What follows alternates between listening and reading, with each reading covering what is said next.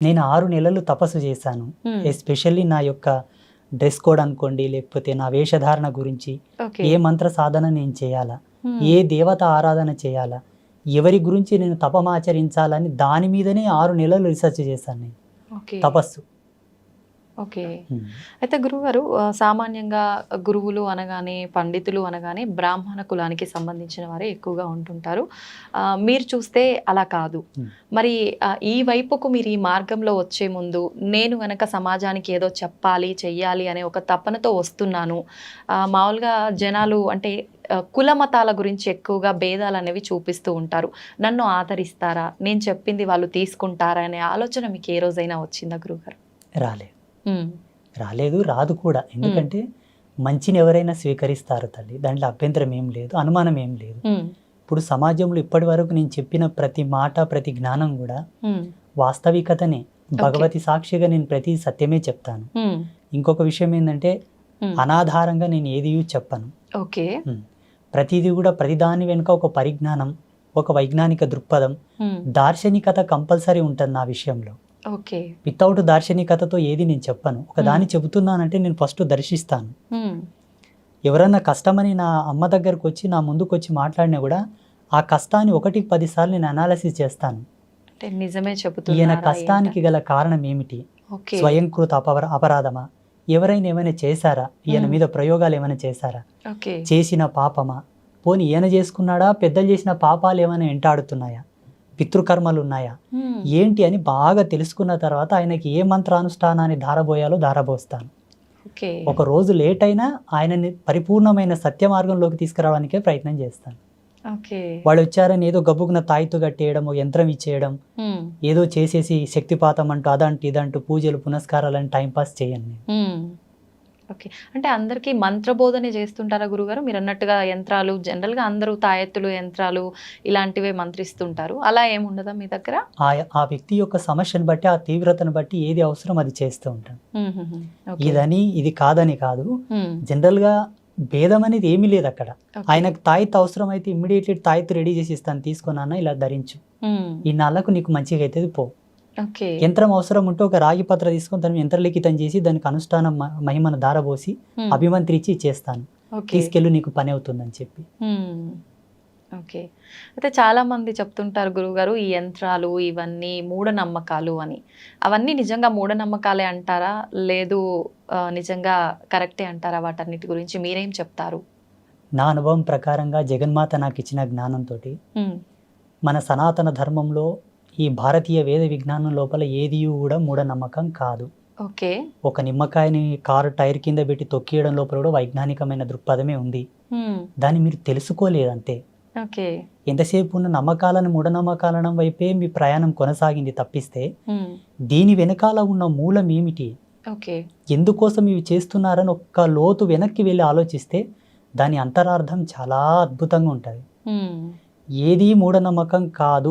కొంతమంది హ్మ్. సోకాళ్ళు, కొంతమంది స్వామీజీలు, మేధావులు వారి స్వలాభం కొరకు ఆచార ధర్మాన్ని మార్చి చెప్పారే తప్పిస్తే ఓకే. వాస్తవం అనేది ఎన్నటికీ కూడా ఈ ధర్మం లోపల మూఢనమ్మకాలు లేవు. హ్మ్. నేను అన్నీ పరిపూర్ణంగా నమ్ముతాను, ఆత్మసాక్షిగా. ఓకే. అన్నీ మన సనాతన ధర్మం ఇచ్చిన విలువలే సనాతన అంటారు ఇవి. ధర్మం ఇచ్చిన విలువలే. ఒక ఓకే. ఉదాహరణ చెప్పాలంటే, హ్మ్. బిడ్డ పుట్టిన తర్వాత మా పల్లెటూళ్ళలో మహిళకు బాల్యంత యోగం చేస్తారు. ఓకే. ఆమెకు పెయ్యంత పసుపు పెట్టి వేడినీళ్ళతో స్నానం చేయించి, హ్మ్. కుంపటి అంటారు మోటుగా మా పల్లెటూళ్ళలో. కుంపటి ఆమెకు వేడి కాపుతారనమాట. ఓకే. కొన్ని హెర్బ్స్, ఔషధి గుళితమైనటువంటి కొన్ని మూలికలు. మూలికలు అవి తినబెడతారు. ఓకే. అవి తినబెట్టడంలో కూడా ఆధ్యాత్మికతమైన విలువలు కొన్ని ఉన్నాయి. హ్మ్. మా పెద్దలు చెప్పేవాళ్ళు, ఈ వేరుని ఇదే సమయంలో తీయాల బిడ్డ, అట్లయితేనే పనిచేస్తుంది అది. ఓకే. మేము తీసి ఆల్రెడీ స్టోర్ చేస్తాము, ఎవరైనా కాన్పు అయితే వాళ్ళకు ఉడకబెట్టి తినబెడతాం. చూడండి, ఓకే. తీసే సమయము, ఇచ్చే సమయం సమయము అన్నీ ప్రతిదీ కూడా. ఇంపార్టెంట్. మళ్ళా ఆ బాలెంతగా ఉన్న మహిళకు మాత్రం ఇస్తారు, మిగతా వాళ్ళకి ఇయ్యరు దాన్ని. ఓకే. అంటే దాంట్లో ఉన్న మూలకాలు, దాంట్లో ఉన్న ఫార్ములాస్ వాళ్ళకి తెలుసు, ఆ ఔషధి లక్షణం వాళ్ళకి తెలుసు. వాళ్ళేం కంప్యూటర్లో చూసి ల్యాబ్లో టెస్ట్ చేసి తీసిలేరు మళ్ళా దాన్ని. అవునవును. అనుభవం.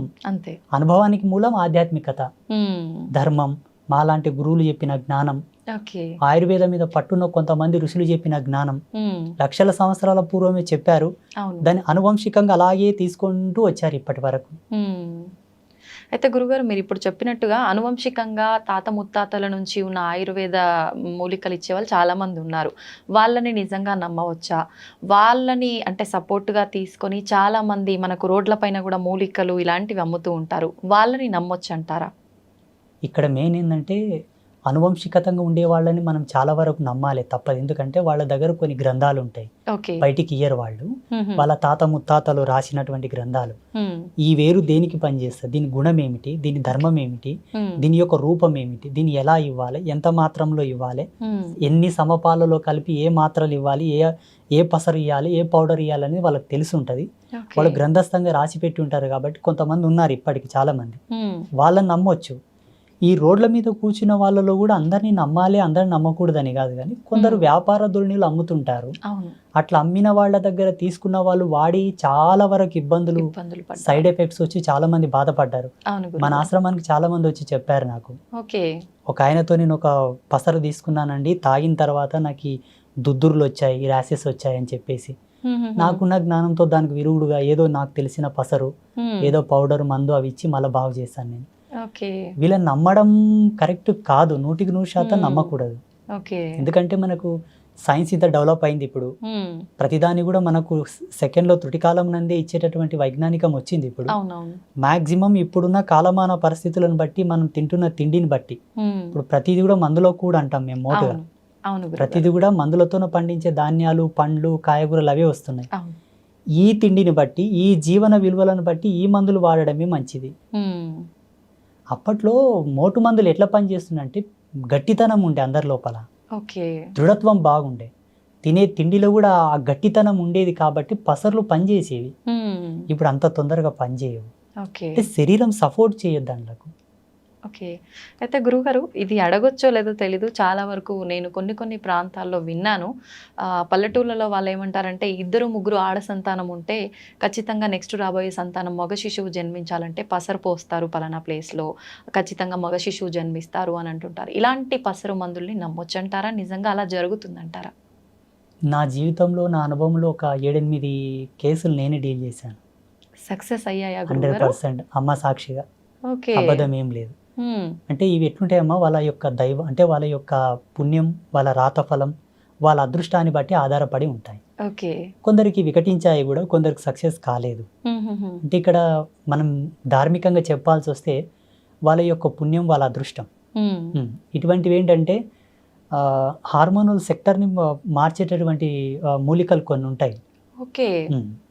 స్త్రీ ఎప్పుడైతే పిండోత్పత్తి గావించే సమయం లోపల, ఆమె సంతానవతి కావడానికి రెడీగా ఉన్న సమయం లోపల ఆ పసర్లు తాపడం వలన తప్పకుండా పురుష సంతానానికి సంబంధించినటువంటి సంపర్కమే ఆ కలయిక వలన అదే హార్మోన్స్ రిలీజ్ అయ్యి అదే హార్మోన్స్ వల్ల వాళ్ళకి పిండోత్పత్తి అవుతుంది అని అప్పట్లో ఆయుర్వేదంలో చాలా గొప్పగా రాసి ఉన్నారు. దాని యొక్క జ్ఞాన సంచికతోనే ఇప్పుడు ఈ పసర్లు అనేవి పోస్తారు మోటుగా పల్లెటూర్ల లోపల. కానీ సక్సెస్ అయినాయి, చాలా మందికి సక్సెస్ అయినాయి. కొందరు ఫెయిల్ అయితే వాళ్ళ అదృష్టం ఇక చెప్పనీకి రాదు. కొంచెం మన చేతుల్లో ఉంటే కొంచెం అదృష్టం భగవంతుడి పైన ఆధారపడి ఉంటుంది. ఓకే. అయితే గురుగారు, చావు పుట్టుకలు అనేవి మన చేతుల్లో లేవు. ఆ భగవంతుడు ఎప్పుడు సెలవిస్తాడో, ఎప్పుడు ఆజ్ఞాపిస్తాడో ఆ రకంగా అన్ని జరిగిపోతూ ఉంటాయి. అయితే చావుకి పుట్టుకకి ముహూర్తాలతో పని లేకుండా ప్రకృతికి అనుగుణంగా జరిగిపోతున్నప్పుడు మనం భూమి మీదకి వచ్చిన తర్వాత ఏ మంచి కార్యక్రమం చేయాలన్నా, ఎటువంటి కార్యక్రమం చేయాలన్నా ఖచ్చితంగా ముహూర్తం చూసుకోవాలి. శుభముహూర్తం అనేది పంతులతో, పండితులతో మాట్లాడి పెట్టించుకోవాలి అంటుంటారు. మరి ఎందుకని గురువుగారు? చూడమ్మా, ప్రకృతి వేరు, మనం వేరు కాదు. ప్రకృతి మనం ఒకటే. ప్రకృతిలో మనం అంతర్భాగమైనప్పుడు కాలధర్మ సిద్ధాంతాన్ని అనుసరించి, ప్రకృతి యొక్క నియమాన్ని అనుసరించి మనం నడవాలని దాని యొక్క సూచన. సమయం వేరు, ప్రకృతి వేరు, మనం వేరు కానే కాదు. అందరం కలిసి ఒక జీవితంగా జీవిస్తున్నాం అంతే. మనం ఒక సమయాన్ని తీసుకుంటున్నామంటే ఆ తాలూకు యొక్క ఎనర్జీ సీక్వెన్సెస్ యాడ్ అయి ఉంటాయి నేచర్లో. ఆ గ్రావిటీ అనేది ఫోర్స్ అయి ఉంటుంది అప్పుడు. అట్ ద పాజిటివిటీ, శుభ సమయము, శుభముహూర్తం, శుభ సంకేత దృక్పథంతో కూడుకున్నటువంటి వాతావరణం, మంచి నీ జీవనాడులకు, నీ జీవ చైతన్యానికి, నీ ఆరా సిస్టానికి అది అనుసంధానం అయ్యి ఉండే టైం అది. ఓకే. ఉదాహరణకి సూర్యోదయం లోపల ప్రశాంతంగా చల్లగా ఉంటుంది వాతావరణం. అవును గురుగారు. మధ్యాహ్నంకి ఆ వాతావరణం ఉండదు కదా. ఉండదు. అంటే ఏం మారినట్టు? ఉమ్. సూర్యుని యొక్క తాపం పెరిగి వేడి ఎక్కువ ఉత్పన్నం అయ్యింది కాలంలోనే. అవునవును. ఇదే కాలంలోనే మార్పులు జరుగుతున్నాయా లేదా? ఉమ్. అలాగే ఋషుల యొక్క ద్రష్టత్వం, ఋషుల యొక్క దార్శనికత ఇక్కడనే మనకు గొప్పతనం అని తెలుసుకోవాలి మనం. ఉమ్. భారతీయ ఋషుల యొక్క గొప్పతనం. ఓకే. ముహూర్తాన్ని ఛేదించి ముహూర్తం యొక్క నిశ్చయం చేసేటటువంటి ఏకైక గణాంక సిద్ధాంతం మనదే. ఉమ్. హిందూయిజంలోనే ఉంది, ఎక్కడ లేదు. ఓకే. ముహూర్త ప్రమాణాన్ని అంత ఈజీగా లెక్క కట్టడం అందరికి సాధ్యం కాదు. ఉమ్. చాలా సెన్స్ కావాలి దానికి. ఓకే. అబ్బా ఎంత తపస్సు చేయాలో. ఉమ్. ఇప్పుడు కాలంతో మాట్లాడాలి తల్లి లైవ్గా. ఓకే. కాలంతో లైవ్లో మాట్లాడితే తప్ప ముహూర్త నిశ్చయం కాదు. ఉమ్. ఈ ముహూర్తాలు, ఈ పంచాంగం, ఈ ఆస్ట్రోఫిజిక్స్ అంతా కూడా 14 లక్షల సంవత్సరాల క్రితమే రాయబడింది. ఓకే. 14 లక్షల సంవత్సరాల క్రితం రాయబడ్డటువంటి పంచాంగంలోనే ఉమ్. రేపు వచ్చే అమావాస్యకు సూర్యగ్రహణం ఉంది, ఇప్పుడు వచ్చే అమావాస్యకు సూర్యగ్రహణం ఉందని ఇప్పుడే మన పంచాంగంలో రాశారు. ఉమ్. కరెక్ట్ ఆ రోజు సూర్యగ్రహణం పడుతుందా లేదా మీరు చెకప్ చేసుకోండి కావాలంటే. ఓకే. 100% మన పంచాంగంలో చెప్పిన ముహూర్తంకే ఉమ్. సూర్యగ్రహణం పడుతుంది. ఓకే. అంటే 14 లక్షల సంవత్సరాల క్రితమే నిశ్చయమైనటువంటి ముహూర్తాలే ఇప్పటికీ ఉన్నాయి. ఉమ్. అమావాస్య, పౌర్ణమి, గ్రహాలు, అవును. నక్షత్రాలు, ఉమ్. మనకు వచ్చే పుష్కరాలు, కుంభమేళ, ప్రతి ఒక్కరు పెట్టుకునే ముహూర్తాలు, ఎవ్రీథింగ్ ఆల్సో, ఓకే. ప్రతిది కూడా. ఉమ్. అంటే ఇది ఎంత డెప్త్ సైన్స్ అంటే అమ్మ, మానవుడు కొన్ని లక్షల యోజనాల కిందికి వెళ్తే తప్ప ఈ అర్థం మనకు రాదు. అవును. ఓకే. కానీ ఋషులు ఎలా ఇచ్చారో, ఉమ్. అందుకే గురువుని సాక్షాత్తు భగవంతుడితో సమానం పోల్చారు మన ధర్మంలో. ఉమ్. భగవంతుడే ఒక మనిషి వచ్చి మనకి ఇన్ని అద్భుతాలను ఇచ్చాడని నేను భావిస్తున్నాను. ఇప్పుడు రేపు అన్నది కూడా భవిష్యత్తే కదమ్మా. అవును గురు. వచ్చే అమావాస్యకే సూర్యగ్రహణం పడుతుందని ఇప్పుడు పంచాంగంలో రాశారు కదా. ఉమ్. వీళ్ళు రాసిన దానికి అక్కడ గ్రహాలు మారుతున్నాయా, లేకపోతే అక్కడ గ్రహాలు మారేదాన్ని బట్టి వీళ్ళు రాశారా? మారేదాన్ని బట్టే వీళ్ళు. మా సాంప్రదాయం ఏంటంటే అమ్మ, అమ్మవారి యొక్క మూల పరంపర మాది. ఇప్పుడు లేదు ఈ పరంపర. ఓకే. ఆసేతు హిమాచల పర్యంతం చూసినా ఎక్కడూ లేదు ఇప్పుడు. ఉమ్. ఓకే. శ్రీ విజయ సాధనలో ఉన్నారు కొంతమంది, కానీ మీరు అన్నట్టుగా ఉన్నారు. ఉమ్. మా వేషధారణ లాగా మాలాగా లేరు. ఓకే. అలా లేరు అని మీరే చెప్తున్నారు కదా గురుగారు. మరి మీరెందుకు ఈ రకంగానే ఎంచుకున్నారు? నేను 6 నెలలు తపస్సు చేశాను. ఎస్పెషల్లీ నా యొక్క డ్రెస్ కోడ్ అనుకోండి, లేకపోతే నా వేషధారణ గురించి, ఓకే. ఏ మంత్ర సాధన నేను చేయాలా, ఏ దేవత ఆరాధన చేయాలా, ఎవరి గురించి నేను తపమాచరించాలని దాని మీదనే 6 నెలలు రీసెర్చ్ చేశాను నేను. ఓకే. తపస్సు. ఓకే. అయితే గురుగారు, సామాన్యంగా గురువులు అనగానే, పండితులు అనగానే బ్రాహ్మణ కులానికి సంబంధించిన వారే ఎక్కువగా ఉంటుంటారు. మీరు చూస్తే అలా కాదు. మరి ఈ వైపుకు మీరు ఈ మార్గంలో వచ్చే ముందు నేను గనక సమాజానికి ఏదో చెప్పాలి, చెయ్యాలి అనే ఒక తపనతో వస్తున్నాను. మామూలుగా జనాలు అంటే కుల మతాల గురించి ఎక్కువగా భేదాలు అనేవి చూపిస్తూ ఉంటారు. నన్ను ఆదరిస్తారా, నేను చెప్పింది వాళ్ళు తీసుకుంటారా అనే ఆలోచన మీకు ఏ రోజైనా వచ్చిందా గురుగారు? రాలేదు, రాదు కూడా. ఎందుకంటే మంచిని ఎవరైనా స్వీకరిస్తారు తల్లి, దాంట్లో అభ్యంతరం ఏం లేదు, అనుమానం ఏం లేదు. ఇప్పుడు సమాజంలో ఇప్పటి వరకు నేను చెప్పిన ప్రతి మాట, ప్రతి జ్ఞానం కూడా వాస్తవికతనే. భగవతి సాక్షిగా నేను ప్రతి సత్యమే చెప్తాను. ఇంకొక విషయం ఏంటంటే అనాధారంగా నేను ఏది చెప్పను. ఓకే. ప్రతిదీ కూడా ప్రతిదాని వెనుక ఒక పరిజ్ఞానం, ఒక వైజ్ఞానిక దృక్పథం, దార్శనికత కంపల్సరీ ఉంటుంది నా విషయంలో. ఓకే. వితౌట్ దార్శనికతతో ఏది నేను చెప్పను. ఒక దాన్ని చెబుతున్నానంటే నేను ఫస్ట్ దర్శిస్తాను. ఎవరన్నా కష్టమని నా అమ్మ దగ్గరకు వచ్చి నా ముందుకు వచ్చి మాట్లాడినా కూడా ఆ కష్టాన్ని 1కి 10 సార్లు నేను అనాలిసిస్ చేస్తాను. నిజమే చెబుతున్నా, ఈయన కష్టానికి గల కారణం ఏమిటి, స్వయంకృత అపరాధమా, ఎవరైనా ఏమైనా చేశారా, ఈయన మీద ప్రయోగాలు ఏమైనా చేశారా, చేసిన పాపమా, పోనీ ఈయన చేసుకున్నాడా, పెద్దలు చేసిన పాపాలు ఏమైనా వెంటాడుతున్నాయా, పితృకర్మలు ఉన్నాయా, ఏంటి అని బాగా తెలుసుకున్న తర్వాత ఆయనకి ఏ మంత్రానుష్ఠానాన్ని ధారబోయాలో ధారబోస్తాను. ఒక రోజు లేట్ అయినా ఆయనని పరిపూర్ణమైన సత్య మార్గంలోకి తీసుకురావడానికే ప్రయత్నం చేస్తాను. వాళ్ళు వచ్చారని ఏదో గబ్బుకున్న తాయితు కట్టేయడం, యంత్రం ఇచ్చేయడం, ఏదో చేసేసి శక్తిపాతం అంటూ అదంటూ ఇదంటూ పూజలు పునస్కారాలని టైంపాస్ చేయను నేను. ఓకే. అంటే అందరికీ మంత్రబోధనే చేస్తుంటారా గురుగారు? మీరు అన్నట్టుగా యంత్రాలు జనరల్‌గా అందరూ తాయెత్తులు, యంత్రాలు ఇలాంటివే మంత్రిస్తుంటారు. అలా ఏముండదా మీ దగ్గర? ఆ వ్యక్తి యొక్క సమస్యను బట్టి, ఆ తీవ్రతను బట్టి ఏది అవసరం అది చేస్తూ ఉంటాను. హుహుహు. ఓకే. ఇది కాదని కాదు. హ్మ్. జనరల్‌గా భేదం అనేది ఏమీ లేదు అక్కడ. ఓకే. ఆయనకు తాయెత్తు అవసరమైతే ఇమ్మీడియేట్‌లీ తాయెత్తు రెడీ చేసి ఇస్తాను, తీసుకో నాన్న ఇలా ధరించు. హ్మ్. ఇన్నాళ్లకు నీకు మంచిగా అయితది పో. ఓకే. యంత్రం అవసరం ఉంటే ఒక రాగి పత్ర తీసుకొని దాన్ని యంత్రలిఖితం చేసి దానికి అనుష్ఠానం మహిమను ధారబోసి హ్మ్. అభిమంత్రించి ఇచ్చేస్తాను. ఓకే. తీసుకెళ్ళు నీకు పని అవుతుందని చెప్పి. హ్మ్. ఓకే. అయితే చాలామంది చెప్తుంటారు గురువుగారు, ఈ యంత్రాలు ఇవన్నీ మూఢనమ్మకాలు అని. అవన్నీ నిజంగా మూఢనమ్మకాలే అంటారా? లేదు నిజంగా కరెక్టే అంటారా? వాటన్నిటి గురించి మీరేం చెప్తారు? నా అనుభవం ప్రకారంగా జగన్మాత నాకు ఇచ్చిన జ్ఞానంతోటి హ్మ్. మన సనాతన ధర్మంలో ఈ భారతీయ వేద విజ్ఞానం లోపల ఏది కూడా మూఢనమ్మకం కాదు. ఓకే. ఒక నిమ్మకాయని కారు టైర్ కింద పెట్టి తొక్కియడం లోపల కూడా వైజ్ఞానికమైన దృక్పథమే ఉంది. హ్మ్. దాన్ని మీరు తెలుసుకోలేదంతే. ఓకే. ఎంతసేపు ఉన్న నమ్మకాలను మూఢనమ్మకాలను వైపే మీ ప్రయాణం కొనసాగింది తప్పిస్తే హ్మ్. దీని వెనకాల ఉన్న మూలం ఏమిటి, ఓకే. ఎందుకోసం ఇవి చేస్తున్నారని ఒక్క లోతు వెనక్కి వెళ్ళి ఆలోచిస్తే దాని అంతరార్థం చాలా అద్భుతంగా ఉంటుంది. హ్మ్. ఏదీ మూఢనమ్మకం కాదు. కొంతమంది హ్మ్. సోకాళ్ళు కొంతమంది స్వామీజీలు, మేధావులు వారి స్వలాభం కొరకు ఆచార ధర్మాన్ని మార్చి చెప్పారే తప్పిస్తే ఓకే. వాస్తవం అనేది ఎన్నటికీ కూడా ఈ ధర్మం లోపల మూఢనమ్మకాలు లేవు. హ్మ్. నేను అన్నీ పరిపూర్ణంగా నమ్ముతాను ఆత్మసాక్షిగా. ఓకే. అన్నీ మన సనాతన ధర్మం ఇచ్చిన విలువలే సనాతన అంటారు ఇవి. ధర్మం ఇచ్చిన విలువలే. ఒక ఓకే. ఉదాహరణ చెప్పాలంటే హ్మ్. బిడ్డ పుట్టిన తర్వాత మా పల్లెటూళ్ళలో మహిళకు బాల్యంత యోగం చేస్తారు. ఓకే. ఆమెకు పెయ్యంత పసుపు పెట్టి వేడినీళ్ళతో స్నానం చేయించి హ్మ్. కుంపటి అంటారు మోటుగా మా పల్లెటూళ్ళలో. కుంపటి ఆమెకు వేడి కాపుతారనమాట. ఓకే. కొన్ని హెర్బ్స్ ఔషధి గుళితమైనటువంటి కొన్ని మూలికలు. మూలికలు అవి తినబెడతారు. ఓకే. అవి తినబెట్టడంలో కూడా ఆధ్యాత్మికతమైన విలువలు కొన్ని ఉన్నాయి. హ్మ్. మా పెద్దలు చెప్పేవాళ్ళు, ఈ వేరుని ఇదే సమయంలో తీయాల బిడ్డ, అట్లయితేనే పనిచేస్తుంది అది.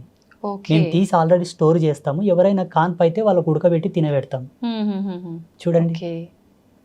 తీసే సమయము, ఇచ్చే సమయం సమయము అన్నీ ప్రతిదీ కూడా. ఇంపార్టెంటే. మళ్ళా ఆ బాలెంతగా ఉన్న మహిళకు మాత్రం ఇస్తారు, మిగతా వాళ్ళకి ఇయ్యరు దాన్ని. ఓకే. అంటే దాంట్లో ఉన్న మూలకాలు, దాంట్లో ఉన్న ఫార్ములాస్ వాళ్ళకి తెలుసు, ఆ ఔషధి లక్షణం వాళ్ళకి తెలుసు. వాళ్ళేం కంప్యూటర్లో చూసి ల్యాబ్లో టెస్ట్ చేసి తీసిలేరు మళ్ళా దాన్ని. అవునవును. అనుభవం. అంతే. అనుభవానికి మూలం ఆధ్యాత్మికత, ధర్మం, మాలాంటి గురువులు చెప్పిన జ్ఞానం, ఓకే. ఆయుర్వేదం మీద పట్టున్న కొంతమంది ఋషులు చెప్పిన జ్ఞానం లక్షల సంవత్సరాల పూర్వమే చెప్పారు. అవును. దాన్ని అనువంశికంగా అలాగే తీసుకుంటూ వచ్చారు ఇప్పటి వరకు. అయితే గురుగారు, మీరు ఇప్పుడు చెప్పినట్టుగా అనువంశికంగా తాత ముత్తాతల నుంచి ఉన్న ఆయుర్వేద మూలికలు ఇచ్చేవాళ్ళు చాలామంది ఉన్నారు. వాళ్ళని నిజంగా నమ్మవచ్చా? వాళ్ళని అంటే సపోర్ట్గా తీసుకొని చాలామంది మనకు రోడ్లపైన కూడా మూలికలు ఇలాంటివి అమ్ముతూ ఉంటారు. వాళ్ళని నమ్మొచ్చు అంటారా? ఇక్కడ మెయిన్ ఏంటంటే అనువంశికతంగా ఉండే వాళ్ళని మనం చాలా వరకు నమ్మాలి, తప్పదు. ఎందుకంటే వాళ్ళ దగ్గర కొన్ని గ్రంథాలు ఉంటాయి, ఓకే. బయటికి ఇయ్యరు వాళ్ళు.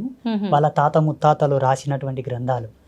ఈ వేరు దేనికి పనిచేస్తుంది, దీని గుణం ఏమిటి, దీని ధర్మం ఏమిటి, దీని యొక్క రూపం ఏమిటి, దీన్ని ఎలా ఇవ్వాలి, ఎంత మాత్రంలో ఇవ్వాలి, ఎన్ని సమపాలలో కలిపి ఏ మాత్రలు ఇవ్వాలి, ఏ పసరు ఇవ్వాలి, ఏ పౌడర్ ఇవ్వాలి అనేది వాళ్ళకి తెలిసి ఉంటుంది. వాళ్ళు గ్రంథస్థంగా రాసి పెట్టి ఉంటారు. కాబట్టి కొంతమంది ఉన్నారు ఇప్పటికి చాలా మంది, వాళ్ళని నమ్మొచ్చు. ఈ రోడ్ల మీద కూర్చున్న వాళ్ళలో కూడా అందరినీ నమ్మాలి, అందరిని నమ్మకూడదని కాదు, కానీ కొందరు వ్యాపార ధోరణిలు అమ్ముతుంటారు. అట్లా అమ్మిన వాళ్ళ దగ్గర తీసుకున్న వాళ్ళు వాడి చాలా వరకు ఇబ్బందులు, సైడ్ ఎఫెక్ట్స్ వచ్చి చాలా మంది బాధపడ్డారు. మన ఆశ్రమానికి చాలా మంది వచ్చి చెప్పారు నాకు. ఒక ఆయనతో నేను ఒక పసరు తీసుకున్నానండి, తాగిన తర్వాత నాకు దుద్దుర్లు వచ్చాయి, ర్యాషెస్ వచ్చాయి అని చెప్పేసి, నాకున్న జ్ఞానంతో దానికి విరుగుడుగా ఏదో నాకు తెలిసిన పసరు, ఏదో పౌడర్, మందు అవి ఇచ్చి మళ్ళీ బాగు చేశాను నేను. వీళ్ళని నమ్మడం కరెక్ట్ కాదు, 100% నమ్మకూడదు. ఎందుకంటే మనకు సైన్స్ ఇంత డెవలప్ అయింది ఇప్పుడు, ప్రతిదాని కూడా మనకు సెకండ్లో త్రుటికాలం నందే ఇచ్చేటటువంటి వైజ్ఞానికం వచ్చింది ఇప్పుడు. మాక్సిమం ఇప్పుడున్న కాలమాన పరిస్థితులను బట్టి ఇదే కాలంలోనే మార్పులు జరుగుతున్నాయా లేదా? అలాగే ఋషులు యొక్క ద్రష్టత్వం, ఋషుల యొక్క దార్శనికత ఇక్కడనే మనకు గొప్పతనం అని తెలుసుకోవాలి మనం. భారతీయ ఋషుల యొక్క గొప్పతనం, ముహూర్తాన్ని ఛేదించి ముహూర్తం యొక్క నిశ్చయం చేసేటటువంటి ఏకైక గణాంక సిద్ధాంతం మనదే. హిందూయిజంలోనే ఉంది, ఎక్కడ లేదు. ముహూర్త ప్రమాణాన్ని అంత ఈజీగా లెక్క కట్టడం అందరికి సాధ్యం కాదు, చాలా సెన్స్ కావాలి దానికి. అబ్బా ఎంత తపస్సు చేయాలో. ఇప్పుడు కాలంతో మాట్లాడాలి తల్లి లైవ్గా. ఓకే. కాలంతో లైవ్లో మాట్లాడితే తప్ప ముహూర్తం నిశ్చయం కాదు. ఈ ముహూర్తాలు ఈ పంచాంగం ఈ ఆస్ట్రోఫిజిక్స్ అంతా కూడా 14 లక్షల సంవత్సరాల క్రితమే రాయబడింది. ఓకే. 14 లక్షల సంవత్సరాల క్రితం రాయబడ్డటువంటి పంచాంగంలోనే రేపు వచ్చే అమావాస్యకు సూర్యగ్రహణం ఉంది. ఇప్పుడు వచ్చే అమావాస్యకు సూర్యగ్రహణం ఉందని ఇప్పుడే మన పంచాంగంలో రాశారు. కరెక్ట్ ఆ రోజు సూర్యగ్రహణం పడుతుందా లేదా మీరు చెకప్ చేసుకోండి కావాలంటే. ఓకే. 100% మన పంచాంగంలో చెప్పిన ముహూర్తంకే సూర్యగ్రహణం పడుతుంది. ఓకే. అంటే 14 లక్షల సంవత్సరాల క్రితమే నిశ్చయమైనటువంటి ముహూర్తాలే ఇప్పటికీ ఉన్నాయి. అమావాస్య, పౌర్ణమి, గ్రహాలు, నక్షత్రాలు, మనకు వచ్చే పుష్కరాలు, కుంభమేళ, ప్రతి ఒక్కరు పెట్టుకునే ముహూర్తాలు, ఎవ్రీథింగ్ ఆల్సో, ప్రతిది కూడా. అంటే ఇది ఎంత డెప్త్ సైన్స్ అంటే అమ్మ, మానవుడు కొన్ని లక్షల యోజనాల కిందికి వెళ్తే తప్ప ఈ అర్థం మనకు రాదు. అవును. కానీ ఋషులు ఎలా ఇచ్చారో, అందుకే గురువుని సాక్షాత్తు భగవంతుడితో సమానం పోల్చారు మన ధర్మంలో. భగవంతుడే ఒక మనిషి వచ్చి మనకి ఇన్ని అద్భుతాలను ఇచ్చాడని నేను భావిస్తున్నాను. ఇప్పుడు రేపు అన్నది కూడా భవిష్యత్తే కదమ్మా. వచ్చే అమావాస్యకే సూర్యగ్రహణం పడుతుందని ఇప్పుడు పంచాంగంలో రాశారు కదా. వీళ్ళు రాసిన దానికి అక్కడ గ్రహాలు మారుతున్నాయా, లేకపోతే అక్కడ గ్రహాలు మారేదాన్ని బట్టి వీళ్ళు రాశారా? మారేదాన్ని బట్టే వీళ్ళు రాశారు. వీళ్ళకి ఎలా తెలుసు? అప్పుడు రాకెట్స్ లేవు కదా గ్రహాల దగ్గరకు పోవడానికి. అవును. ఇప్పుడు ఏరోప్లాన్స్ ఉన్నాయి, అప్పుడు రాకెట్స్ లేవు కదా. ఒకవేళ మా ధర్మం లోపల విమానాలు ఉన్నాయి, పుష్పక విమానాలు ఉన్నాయి అంటే నువ్వు నమ్మరు. పోనీ అట్లానే పోయి చూసిండ్రంటే కూడా నమ్మరు. లేవు ఇప్పుడిప్పుడే కనిపెట్టారా అని అంటారు. నిజంగా ఉన్నాయా గురుగారు పుష్పక విమానాలు? 100%, 100% ఉన్నాయి. ఆత్మసాక్షి ఉన్నాయి. చూడమ్మా, ఈ కాలంలో లేదేది మానవుడు కనిపెట్టాడు. ఇది వరకు ఉన్నది ఏదో ఆయనకు ఆ దార్శనికత వచ్చే కనిపెడతాడు. ప్రతి సైంటిస్ట్ అయినా, ఏ ఫార్ములా అయినా, ఏ పరికరమైనా సరే, కాలంలో లేనిది ఏది ఆయనకు ద్రష్టత్వంలోకి రాదు. ఉన్నదే వస్తుంది. వాళ్ళ యొక్క ప్రజ్ఞా పాఠవాలను బట్టి వాళ్ళు శోధించుకొని దాన్ని కనిపెట్టి రిలీజ్ చేస్తారు బయటికి. ప్రతిదీ కూడా ఒకప్పుడు వాడబడిందే మనకు జ్ఞానం లోపలికి వస్తుంది. ఓకే. అయితే గురుగారు, అంత జ్ఞానంతో ముందుగానే జరగబోయేది కూడా ఆలోచించి ఇన్ని డిసైడ్ చేసిన పండితులు, ఇలాంటి పెద్దవాళ్ళు చాలామంది ఉన్నారు. అయితే మీరు అన్నట్టుగా శుభముహూర్తాల కోసం పండితులు పలానా ఏదైనా శుభకార్యం, మ్యారేజ్ తీసుకుందాం ఎగ్జాంపుల్కి, ఒక మంచి ముహూర్తం మీ పేర్ల మీద ఇది బాగుంది అని చెప్పి డిసైడ్ చేసినవి కూడా అన్నీ సక్సెస్ అవ్వట్లేదు. అది శుభముహూర్తం అని డిసైడ్ చేసిన తర్వాత అవి ఎందుకు విఫలం అవుతున్నాయి అంటారు? విఫలం అంటే ఎలా? అంటే సక్సెస్ అవ్వకుండా డివోర్స్ వరకు వెళ్ళటము, మధ్యలోనే విడాకులు అయిపోవడము, లేదంటే కలిసి ఉన్నా కూడా వాళ్ళిద్దరికి పడకుండా చీటికి మాటికి గొడవలు, ఇలా చాలా చూస్తుంటాం కదా గురుగారు. ఎందుకు అలా అవుతున్నాయి? కాలం అంటే 5 ఎలిమెంట్స్: భూమి, నిప్పు, నీరు, గాలి, ఆకాశం. ఈ 5 ఎలిమెంట్స్ యొక్క సమ్మేళనమే కాలం. టైంకి ప్రత్యుత్తరమైన రూపమే ప్రకృతి. ఈ ప్రకృతి పంచభూతాలు, పంచభూతాలే కాలం. ఇవేవి వేరు కాదమ్మా, అన్ని ఒకే సర్గా. అయితే పంచభూతాల ప్రమోదంగా వచ్చేటటువంటి ఆ యొక్క పాజిటివిటీ ఏదైతే ఉందో అది నీ జీవధర్మ సిద్ధాంతానికి అనుసంధానం కావాలని ముహూర్తం ఉంది. ఇక్కడ ఒకరినొకరు అర్థం చేసుకొని కాపురం చేయనికి చేతగాక హోదాలు అడ్డం పెట్టుకొని, డబ్బు అడ్డం పెట్టుకొని, నీ జాబ్ తక్కువ నా జాబ్ ఎక్కువ, నీవు నాతో కలిసి అంటే వ్యక్తిగత భేదాలు పెట్టుకొని విడిపోవడానికి ముహూర్తానికి సంబంధం లేదు. ప్లీజ్. ఇది వ్యక్తుల యొక్క సహజ సిద్ధమైన నిర్మాణంలో జరిగే కాపురాలి వల్ల. దీనికి కారణం ఏంటంటే ఇప్పుడున్న సామాజిక రుగ్మతలు, ఒకరితో ఒకరిని పోల్చుకుంటున్నారు.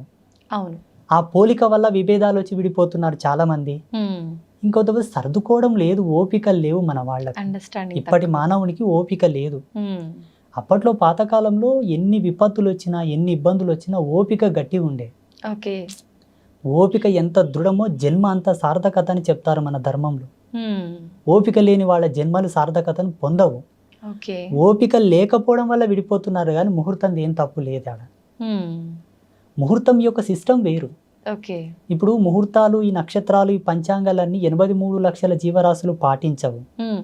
మనిషి ఈ పరివర్తనలోకి రాగలిగాడు. ఈ విజ్ఞాన శోధన చేశాడు మానవుడు.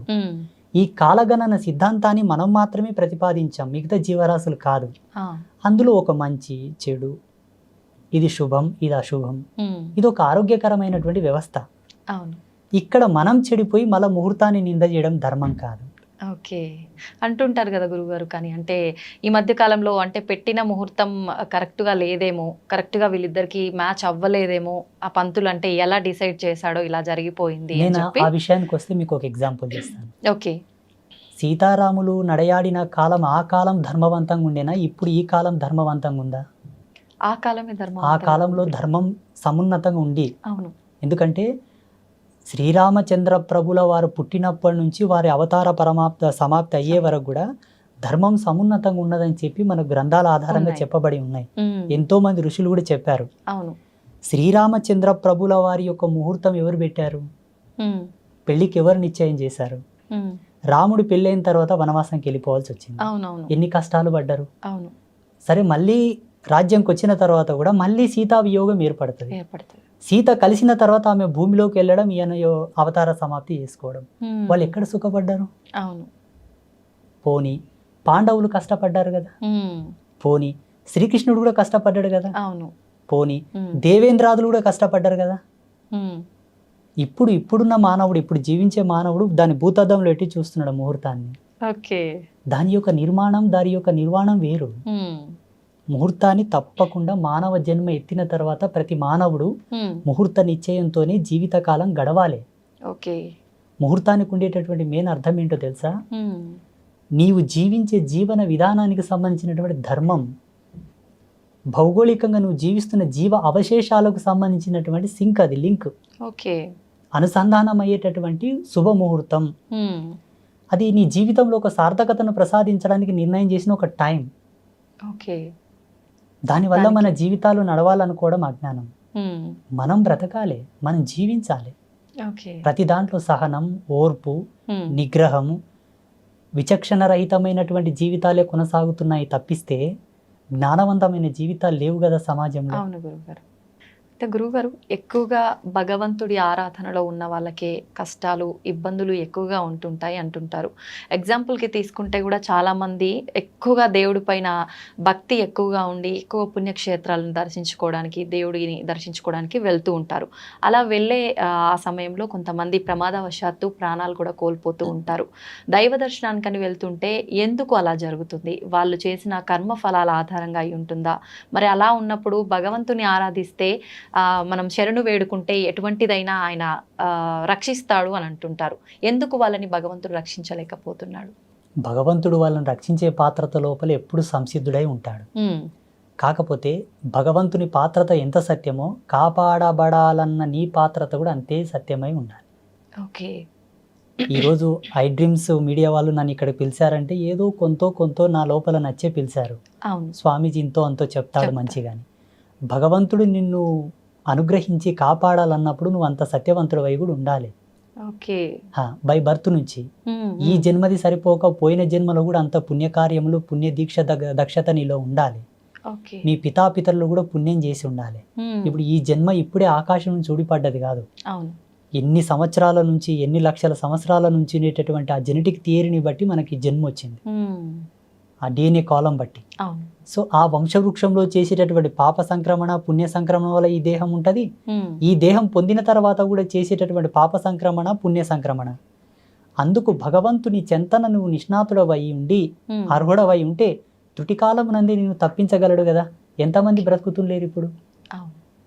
ఎంతో మంది ఇప్పుడు కాపాడబడుతున్నారు, రక్షించబడుతున్నారు.